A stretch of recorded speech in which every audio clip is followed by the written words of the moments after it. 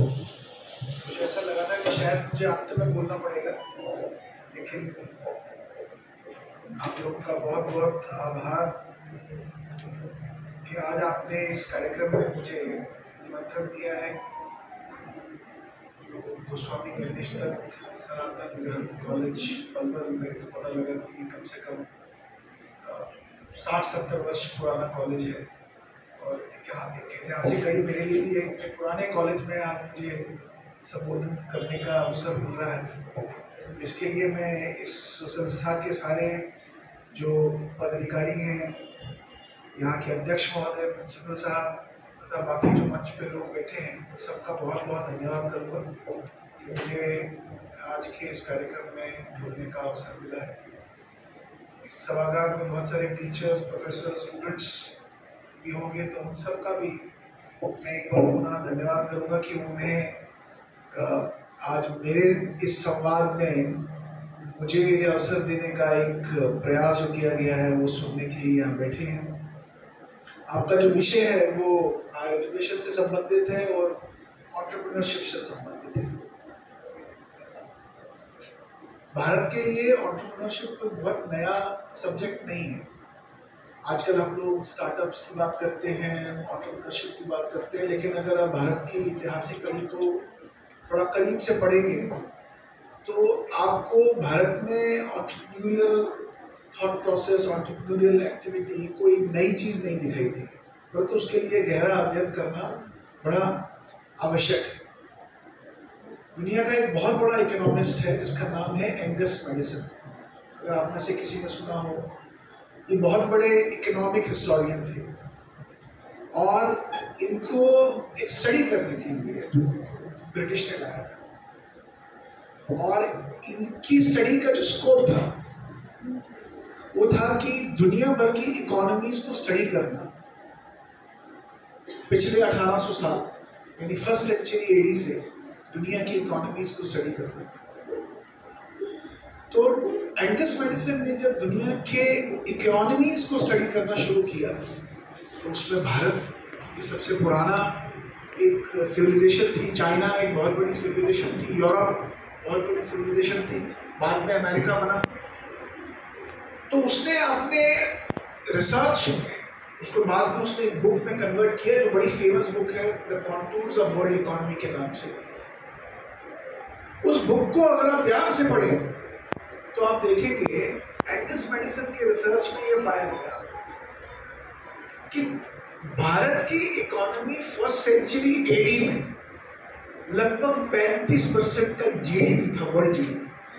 यानी दुनिया भर का जो जीडीपी है आज का जो जीडीपी है दुनिया भर का, भारत का जीडीपी कंट्रीब्यूशन मात्र 5 से 7%। लेकिन एंगस मैडिसन के रिसर्च में ये पाया गया कि फर्स्ट सेंचुरी एडी में भारत का जो जीडीपी कंट्रीब्यूशन था वो 35% था। क्या आप अंदाजा लगा सकते हैं? आज हमारा कंट्रीब्यूशन 7% के करीब है, फर्स्ट सेंचुरी में 35% का कंट्रीब्यूशन भारत का जीडीपी में था। ऐसा भारत में क्या हो रहा है? परंतु मैं इसके बाद एक और पुस्तक पढ़ी थी, एक इंस्टीट्यूशन है श्री कल्याण राम के नाम से, बैंगलोर में। उनका रिसर्च फर्स्ट सेंचुरी एडी से भी पीछे जाता है। उनका कहना है कि भारत फर्स्ट सेंचुरी एडी के पीछे अगर हम जाए तो 35% से भी ज्यादा का भारत का जीडीपी रहा है। और उसके लिए वो बड़े तथ्य देते हैं कि भारत की बहुत बड़ी सुदृढ़ मेटल इकोनॉमी थी। यानी जितना भी दुनिया भर में मेटेलिक वर्क होता था, चाहे वो आयरन, ओर या कोई भी किसी भी धातु में जो काम होता था, उसमें भारत बहुत अग्रसर था। और दुनिया भर से ट्रेनिंग के लिए भारत में लोग आते थे, क्योंकि जिस तरह का मेटल वर्क भारत में होता था दुनिया में ऐसा कहीं पे नहीं होता था। और इसका परिणाम ये था कि भारत के अंदर से बहुत सारे ऐसे training activities first century AD से पहले शुरू हुए। अब भारत के अंदर से आज अगर देखें तो एक ब्लैक गोल्ड, अभी आप गूगल करना, भारत ब्लैक गोल्ड में बहुत ज्यादा फेमस था। ब्लैक गोल्ड का मतलब सोना नहीं है, स्पाइसेस में, जिसमें काली मिर्च जिसको हम बोलते हैं, काली मिर्च के लिए दुनिया भर में भारत फेमस था। और दुनिया भर से लोग ट्रेडिंग के लिए भारत इसलिए आते थे क्योंकि यूरोप जैसे देश में खाना कैसे पकाते हैं इसका कॉन्सेप्ट ही नहीं था, क्योंकि वहां तो वैसे ही 24 महीने बर्फ रहती थी। उनके पास खाने के लिए, खाने का जो व्यवस्था थी वो बड़ी डिफरेंट। अमेरिका तब होता नहीं था क्योंकि वहां रेडिनियंस रहते थे। और केवल भारत जैसे देश में concept of cooking and concept of cooking with masalas, और दुनिया भर में जब लोग ट्रेडिंग के लिए आते थे तो तब उन्होंने देखा भारत में लोग बड़े समृद्ध हैं, खाने पीने में भी अजीब और बड़ी अच्छी प्रकार के व्यंजन यहाँ मिलते हैं। तो उसका परिणाम ये निकला कि वहां से लोग भारत में और ट्रेडिंग के लिए आना शुरू हो। ट्रेडिंग इतनी बड़ी कि भारत में उनको दिखाई दी, जो आज हम कमीजों में बटन लगाते हैं, आप कभी ये मत समझना कोई विदेशी कॉन्सेप्ट था बटन का। ये बटन की इन्वेंशन भी भारत। हमारे यहाँ आज घरों में बच्चों को हम लूडो खेलने को देते हैं, सांप सीढ़ी खेलने को देते हैं, चेस खेलने को देते हैं। और आज हमें बहुत लोगों को ये नहीं पता कि ये जो गेम्स हैं इसकी जो क्रिएशन है, मौलिक क्रिएशन, वो भी भारत में हुई। ये जो चेस हम आज खेलते हैं हमें लगता है ये चेस है, ये चेस नहीं था, ये बना शतरंज से चेस। लेकिन शतरंज कहां से निकला? शतरंज भारत से निकला। इसको बोलते थे अष्टपदा। अब यहां से जो पर्शियन ट्रैवलर्स आते थे उन्होंने इस गेम को देखा, पर्शिया देखे, पर्शिया में इसको शतरंज बनाया, पर्शिया से यूरोप चला गया, वहां चेस बन के और वापस हमारे देश में आ गया। और हमको ऐसा लगता है कि शायद चेस तो विदेशियों की गेम है, इसकी क्रिएशन तो हमारी। हम जो ये सांप सीढ़ी स्नेक एंड लैडर खेलते हैं, ये स्नेक एंड लैडर भी भारत की इन्वेंशन थी और ये संस्कार को सिखाने का एक माध्यम था भारत में। इसको बोलते थे मोक्ष पदम। मोक्ष पदम यानी गिनती 0 से लेके 100 तक होती थी, और जहां सांप काटता था वहां एक बुराई, जहां सीढ़ी मिलती थी वहां एक अच्छाई। तो बच्चों को बचपन में बुराई और अच्छाई सिखाने के लिए सांप सीढ़ी का इस्तेमाल किया जाता था। और मोक्ष पदम का मतलब था 0 से 100 तक पहुंचोगे तो अच्छे संस्कार यानी मोक्ष पाओगे। वो वाला मोक्ष नहीं, संस्कारों वाला मोक्ष। तो ऐसा आप भारत के किसी भी क्षेत्र में जाएंगे तो आपको विचित्र प्रकार के इनोवेशंस भारत के अंदर दिखेंगे। शिपिंग में हम सबसे आगे थे, स्टील मैन्युफैक्चरिंग में हमारा बहुत कोई मुकाबला नहीं था, दुनिया भर का बेस्ट स्टील भारत से निकलता था। कैनाल्स, ब्रिजेस, बिल्डिंग्स, एग्रीकल्चर, ऐसा कोई क्षेत्र नहीं था जिस क्षेत्र में भारत की संपदा नहीं। और वही एक कारण था कि भारत को टैग दिया गया था सोने की चिड़िया। ऐसा नहीं था यहाँ पे सोने की चिड़ियाएं उड़ती थी। कारण ये था यहाँ दुनिया भर से लोग ट्रेडिंग करने आते थे और उस ट्रेड के बदले सोना लेके जाते थे। और इसलिए सोना इतना हमारे यहाँ था कि मंदिरों में आप देखते थे कि सोना चढ़ जाता था, घरों में सोना चढ़ जाता था, औरतें सोना पहनती थी। उसका कारण ये था कि इतनी समृद्धता हमारी ट्रेडिंग के कारण से। तो मेरा कहने का मतलब ये था कि एंटरप्रेन्योरशिप का जो डीएनए है वो भारत के जनमानस में। इसलिए आज जब हम एंटरप्रेन्योरशिप को स्टार्टअप बाहर से, हार्वर्ड से, स्टैनफोर्ड से लोग कह रहे हैं कि ये हमको आते ना, हमारे ज्ञान देते हैं। एंटरप्रेन्योरशिप या स्टार्टअप किसे कहते हैं वो भारत से लाता था पूछा। हमारे यहाँ के विश्वविद्यालय कोई मुकाबला नहीं था। दुनिया का पहला विश्वविद्यालय कहते हैं तक्षशिला था। नालंदा, सोमपुरा, उदंतपुरी, वल्लभी, कंठनूरशाला, शारदा, एक से बढ़कर एक विश्वविद्यालय भारत में थे। और ये वो विश्वविद्यालय थे जिन्होंने ऐसे स्कॉलर्स पैदा किए जो दुनिया भर में चले गए उस ज्ञान को फैलाने के लिए। आज चाइना में आप देखते हैं इतना बड़ा बुद्धिस्ट कंट्री को बनी, उसका सबसे बड़ा कारण क्या था? हमारे यहाँ के स्कॉलर्स। मैं कश्मीर प्रांत से बिलोंग करता हूँ। कश्मीर से हमारे स्कॉलर्स बुद्धिज्म को फैलाने के लिए चाइना, जापान तक पहुंचे। मैं चाइना में जब था, मैंने देखा वहां पे एक बहुत बड़े व्यक्ति की मूर्ति लगी हुई है।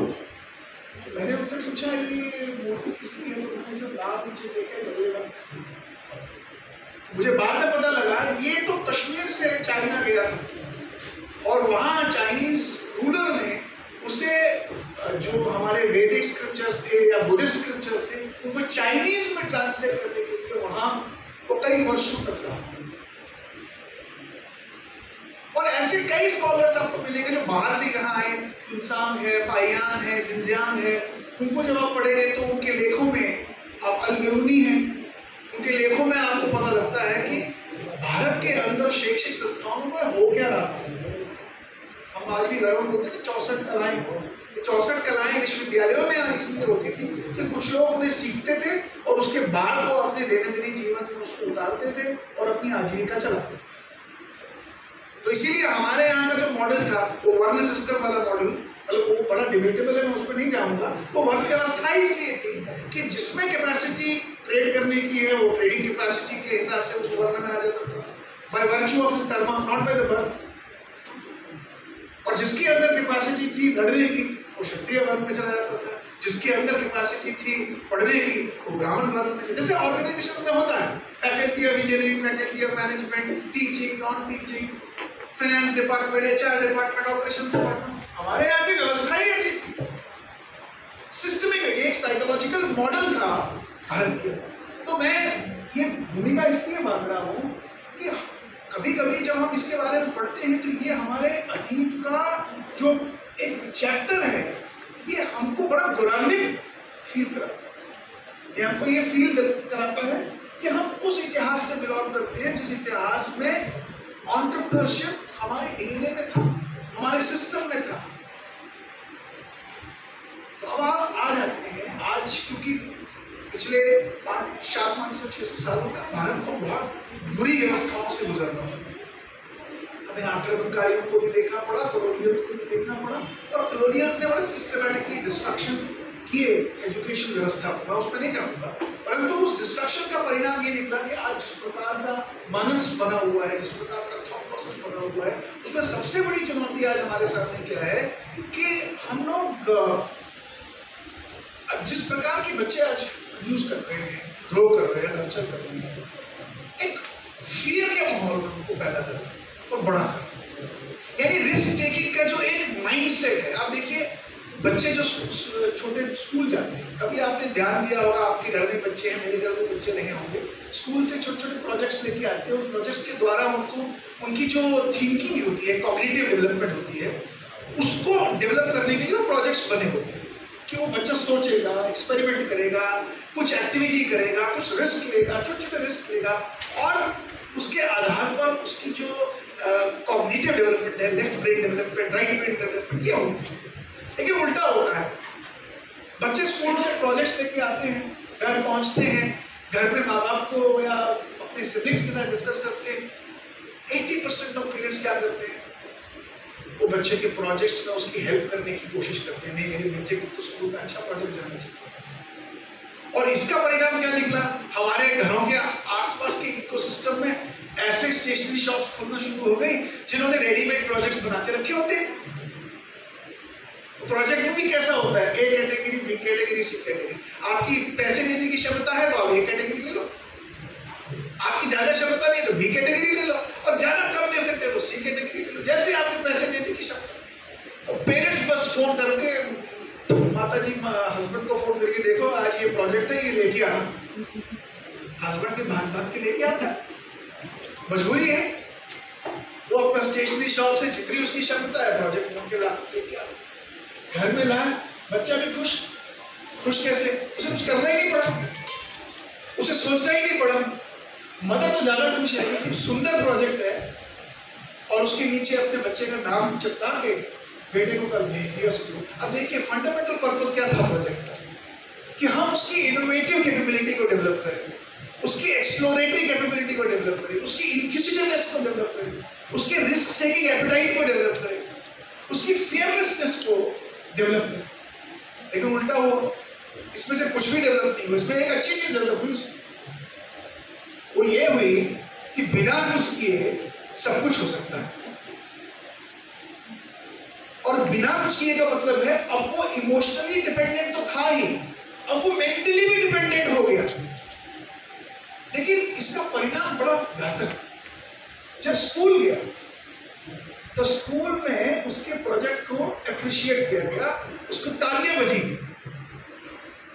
क्योंकि उस अच्छा प्रोजेक्ट था, वो बड़ा कॉस्टली प्रोजेक्ट लिया था, पेरेंट्स से पैसे थे उनके पास, तालियां बजी। और वो बड़ी फेक तालियां थी, पर उसके मानस में एक बात चली गई कि तालियां तो आपको एक सेंस ऑफ ग्रेटिफिकेशन देती हैं, चाहे वो कैसी भी है, चाहे वो फेक करके ही। और जब फेक वाली तालियां बजना शुरू हो जाती है इस बच्चे के लिए, वो जीवन में वही रास्ता खोजना शुरू करता है जो बड़ा आसान है, जिसमें कोई मेहनत नहीं करनी पड़ती और जिसमें मॉरलिटी कॉम्प्रोमाइज हो जाती है। वो जानता है मैंने मेहनत नहीं की, फिर भी मेरा नाम चढ़ गया उसके ऊपर। और आज हमारे रिसर्चर्स क्या करते हैं, मैं उस पर जाऊंगा नहीं, आप ज्यादा जानते हैं, आप लोग पीएचडी करके आए। हमारा रिसर्च कैसे होता है, हम अपने थीसिस कैसे लिखते हैं। तो जब इस प्रकार का इकोसिस्टम डेवलप होगा, छोटे से लेकर बच्चों पड़ता है, आप कैसे एक्सपेक्ट करते हो कि आपकी जो जनरेशन है वो रिस्क टेकिंग जनरेशन हो, वो इनोवेशन को एक्सप्लोर करेगी, वो क्रिएटिविटी डेमोन्स्ट्रेट करेगी। अब एंटरप्रेन्योरशिप में आपको ऐसे लोग चाहिए जो अनफॉरसीन कंडीशंस को प्रिडिक्ट कर सकते हो। अब अनफॉरसीन कंडीशंस को कैसे प्रिडिक्ट किया जा सकता है? जब तक आप इस तरह के एल्गोरिथम, जब तक आप इस तरह की डेटा एनालिसिस और प्रिडिक्शन की टेक्निक्स नहीं अडॉप्ट करोगे, और वो तो हम करते ही नहीं, क्योंकि उस तरह का मानस तो हमने चित्त में डाला ही नहीं बच्चों। अब वही जब तक वो टीचर नहीं बन जाएगा तो आप क्या एक्सपेक्ट करते हो? इसलिए आप एंटरप्रेन्योरशिप के ऊपर जब हम बात करते हैं तो याद रखिएगा इसकी एक वैल्यू चेन है। ये ऐसा नहीं कि आज किसी को आप एंटरप्रेन्योर खड़ा कर दो और बोल दो एंटरप्रेन्योर बन जाए। एंटरप्रेन्योर ऐसे नहीं बना जाता। एंटरप्रेन्योर के लिए इस तरह की कैपेसिटीज चाहिए कि मैं अपने इकोसिस्टम को स्कैन कर सकूं। अब आज स्कैनिंग कर सब एक रिसर्चर का सबसे बड़ा माइंडसेट क्या होना चाहिए? अपने एनवायरनमेंट को स्कैन कर सके, देख सके इश्यूज क्या है, चैलेंजेस क्या है, और उस इश्यू चैलेंज को समझकर एनालाइज कर सके, एनालाइज करके कुछ आइडिया जनरेट कर सके। अब आप ये देखिए, हमारे यहाँ आज ओयोज आपने सुना, घर घर में ओयो लगा होता है। तभी आपने ओयो की कहानी सुनी। रितेश अग्रवाल बड़ी छोटी सी उम्र में घुमा करता था, उसका पैशन था कि मैं ट्रैवल करूं। वो ट्रैवलर था, लेकिन बचपन से ही कोडिंग भी सीखी, और ये बड़ी लिखत कॉम्पिटिशन है। वो ट्रैवल करता था, दूर दूर जाता था, पैसे ज्यादा होते नहीं थे। तो उसने जब देखा, कभी वो हिमाचल धर्मशाला जाता था, कभी शिमला जाता था, कभी नैनीताल जाता था, तो वो लास्ट डे पे अपना ट्रैवल करने के लिए चला जाता था। वहां पहुंचता था तो वहां होटल्स बुक होते थे, और अगर मिलते भी थे तो बड़े कॉस्टली मिलते थे। उसका मन करता था कि मैं एसी वाले होटल में रुकूं, लेकिन उसको औकात की पैसे दे। और जिन जगहों पे वो जाता था वो होटल्स बड़े अच्छे नहीं होते थे। तो उसके माइंड में ये सारा डेटा घूमता रहा, और एक दिन उसके माइंड में आइडिया आया कि वो कोडिंग और टेक्नोलॉजी और कुछ आइडिया कंबाइन किए जाए। आप कभी पढ़े ये जो ओयो है, इसकी कहानी बड़ी रोचक कहानी है कि कैसे ओयो खड़ा हुआ एक आइडिया से। आज आप पेटीएम यूज करते हैं, कभी पेटीएम की कहानी पढ़ी? पेटीएम बना कैसे? कॉलेज में बना। जिसने बनाया वो कॉलेज में कुछ एक्टिविटी करता था, कॉलेज के अंदर ही उसने कुछ डेवलपमेंट्स की, और वहां से उसको आइडिया मिला। कॉलेज में रहते रहते $1 बिलियन की उसने वो कंपनी बेची थी, जो दही बनाई थी। तो बाद में जाके उसको ध्यान आया कि जितने भी मोबाइल ऑपरेटर से ये पेमेंट के लिए बड़ा परेशान करते हैं लोगों को, टाइम से पेमेंट नहीं होती, फोन डिस्कनेक्ट हो जाते हैं। और उसने एक ऐसा आइडिया लगाया कि हम इसको पेमेंट को डिजिटलाइज करें। बना तो ये मोबाइल पेमेंट के लिए था, लेकिन देखिए पेटीएम आज आपका एक ऑल्टरनेट मनी बन गया। तो मेरा कहने का मतलब है कि ये एंटरप्रेन्योरशिप इज नॉट सिंपली कि आपने ट्रेनिंग कर दी किसी को और वो एंटरप्रेन्योर बन गया। जो मूल चरित्र में जो फाउंडेशन है, अगर वो नहीं होगी तो बड़ा डिफिकल्ट है। परंतु अगर वो नहीं है, एक टीचर को ये देखना है कि मैं अब उस हार्डेंड माइंड को सॉफ्टन कैसे करूं, यानी इसको हम बोलते हैं लर्निंग, अनलर्निंग एंड रीलर्निंग। तो जो चीज मानस में आ गई है उसको अनलर्न कैसे करा जाए, उसको हम बोलते हैं अंग्रेजी में डिकंस्ट्रक्ट कैसे करें। टीचर का रोल ये है कि जिस वातावरण से बच्चे आए हैं, अब वो वातावरण तो मैं बदल नहीं सकता, परंतु उसका माइंड सेट डिकंस्ट्रक्ट कर सकता हूं। तो डिकंस्ट्रक्ट करके क्या एक टीचर नई ऐसी मेथोडोलॉजी, पेडागोजी अडॉप्ट कर सकता है जिससे नया थॉट प्रोसेस रिकंस्ट्रक्ट किया जाए। इसलिए मेरी आपको बहुत बहुत शुभकामनाएं। ये एंटरप्रेन्योरशिप भारत का एक मात्र एक ऐसा टूल है जो आने वाले दिनों में भारत को ट्रांसफॉर्म कर सकता है। अभी आज की डेट में अगर हम डेबिट का डेटा देखें, पिछले 4 साल में जितने स्टार्टअप्स भारत में रजिस्टर हुए हैं, आज तक भारत में इतने स्टार्टअप्स रजिस्टर नहीं हुए। आज की डेट में हम लोग 80,000 से भी ज्यादा स्टार्टअप्स को रजिस्टर कर चुके हैं। भारत इस समय दुनिया का तीसरा ऐसा देश बना है जहां पे highest number of startups and unicorns, लगभग 100 से भी ज्यादा यूनिकॉर्न्स भारत में रजिस्टर हो चुके हैं। But India has become a softer place for creating new entrepreneurs, new enterprises and new startups. तो I think ये जो आपके पास अपॉर्चुनिटी है इस कार्यक्रम के माध्यम से, ऐसे बच्चों को इंस्पायर करें, उनको स्किल करें, उनको एजुकेट करें, उनको फैसिलिटेट करें, उनके फियर्स को फैसिलिटेट करें, उनको ऐसा इकोसिस्टम कॉलेज प्रोवाइड करें कि उनके उस घर को हम बाहर निकाल सकें। IITs को देखिए आप, there being a fantastic job. मैं कल ही एक IIT के एक CEO के साथ था, जो IIT कानपुर के, उन्होंने पिछले 3 साल में अपने इंक्यूबेटर्स की जो आउटपुट है 400 से भी ज्यादा ऑर्गेनाइजेशंस को उन्होंने प्रोड्यूस किया है, 20,000 करोड़ की इवैल्यूएशन। मैं तो वेरी सरप्राइज। खैर IIT इज IIT, बट हम IIT का एक अंश तो यहाँ खड़ा कर ही सकते हैं, तो बड़ी बात है। टीचर्स की कमिटमेंट और पैशन चाहिए। धन्यवाद, थैंक यू वेरी मच।